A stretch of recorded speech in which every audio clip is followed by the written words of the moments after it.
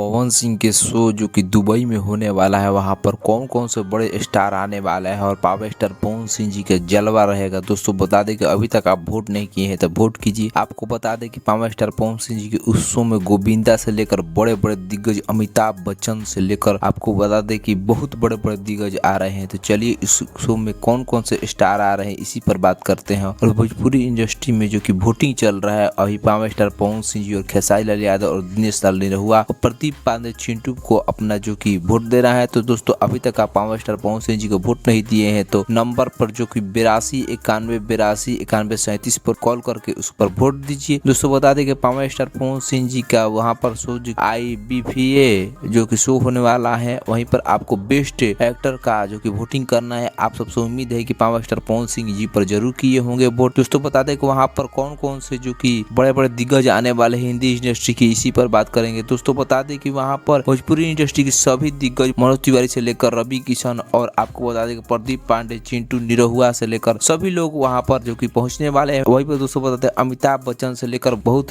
ही खूबसूरत अभिनेत्री भी वहां पर जुटने वाली है। दोस्तों आपको बता दें कि ये दुबई में होने वाला है शो। आप सबसे उम्मीद है कि G22 स्कोप पर आप फ्री में देख सकते हैं उस शो को, आप आनंद उठाइएगा।